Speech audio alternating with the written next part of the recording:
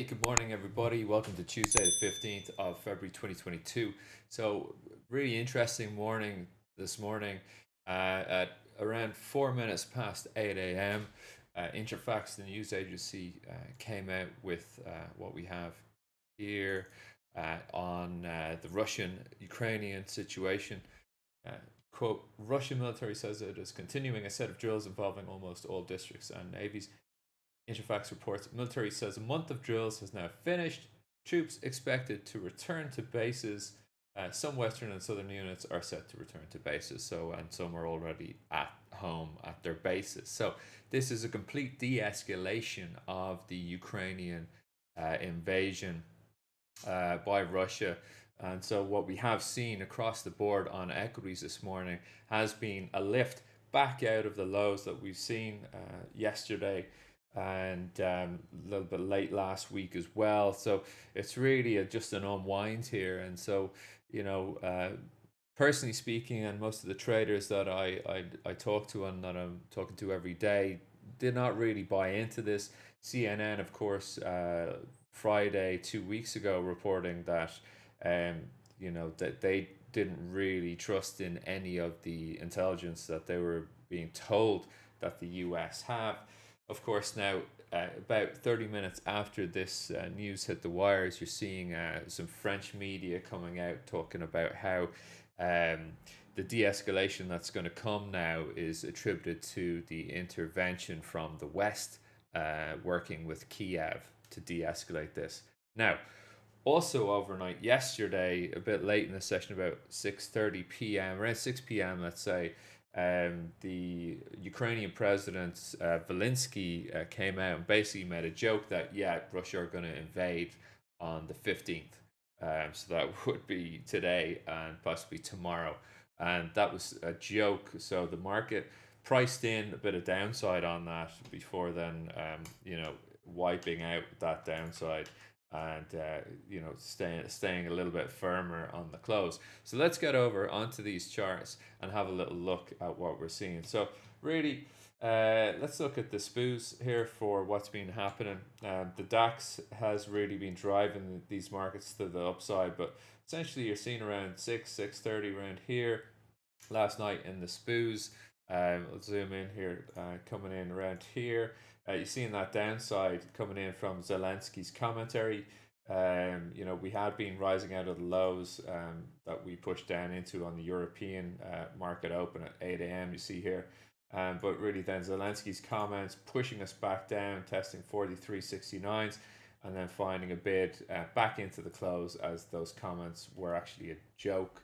And for a man who formerly was a comedian, actually. So, you know, uh, then, of course, 8 o'clock this morning, 4 minutes past, we had this news from Interfax, and of course, up we go. So, for me, this is going to be an interesting US session to see how the US administration dig their way out of this hole. You're already seeing commentary on news agencies in France, as I said, attributing what will be the Russians going home, but they're going to take this as a line of, well, it's down to diplomacy and the West intervening, i.e., US and UK intervening with diplomatic talks in Kiev.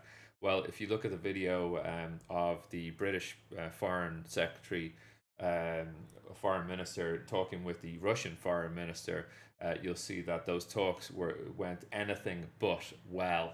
I think the Russian minister actually kind of huffing and walking off halfway through the presser after their chat because, and I quote, he said it was like a discussion between a person who could speak and listen and a person who was deaf. So it's as Rob was saying in the room, this is way better than EastEnders. Absolutely, this is really just fantastic stuff. And lots of opportunity to trade in and around.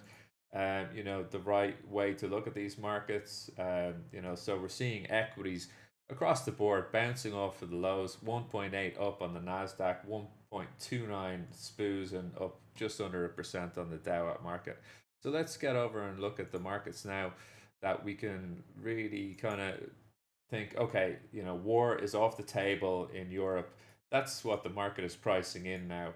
we should be heading back up. 14,810's target, 18's half target for the Nasdaq, which was the low 20th of Sep this last year. I think it's kind of a bit of a trend low coming in here, which we can kind of start to look at here, a bit like this. But yeah, I think we can easily get back and test up into this area, and then we'll see what the market wants to do. But of course, on the Nasdaq, there is a looming gap. Just a little bit of the gap hasn't traded out, just above the 200 EMA here. So that's going to be 15,108s and three quarters for the gap close, right? So that's a good old push. I mean, you're looking at a serious update. I don't think that we're going to get all of that in this one session in the Nasdaq. Um, so, but I do think we're definitely on the front foot. Now, if there is a turnabout on this situation and that actually Russia then it's a fake out that looks like they're going home and actually they're not, and next thing you get an invasion, obviously you're going to see a complete unwinding across these equities markets.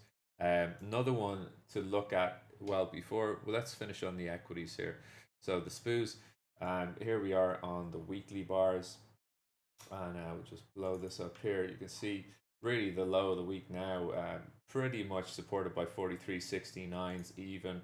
We should get up, I think 44.86 and a half, easy peasy. I think 45.33's half. I think we will probably push on that as well. So we're on the front foot for this US session. Just be careful out there. There could be people just trying to take advantage of what is a pretty clear cut buying opportunity for Europe so far. So, and on the Dow, coming across to have a look at the Dow and the weekly bars here. We've had the movement from the bottom of this flag to the top, and then the top to the bottom again. So, unfortunately, these things can compress very tightly right into the fulcrum here. So, I think target 34,907s is almost done and dusted. Got the 20 well, actually that's a 20 weekly EMA here. So if I just go back to looking at the Dow on daily charts here, we have the 100 EMA target just above, and the 20 coming in just at R2 35,013s, which looks like a pretty decent target for today's trades on the longs. Let's just see what we can get here. Sorry, just let me shift that back to a daily, get my hotkeys messed up here. All right, so another thing to look at on the dissipation of risk here is gold. See gold on the daily. So we've popped out of the trend here. We've popped out of the trend and pushed up on 1884. It's not quite trading it on the overnight, and that risk, that Ukrainian risk being fully pricing in on gold, right? So it just didn't get there, and then we get the news this morning, 8 bells, down we go on the shorts. I think support is going to sit in here for gold around the S2 area, 1844s. That was where we pushed on up from yesterday. So, I think it's really hard to look for the longs until we trade into this area, and of course the trend, sort of pennant top here in red. So that's what I'm seeing there on gold on the technical, and you're getting the marriage of technical and fundamental really with this sort of dissipation of risk.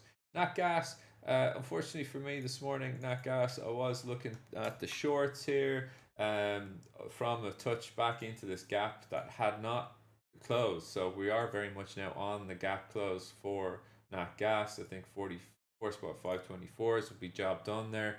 It's just a lot of buying on this for this time of morning.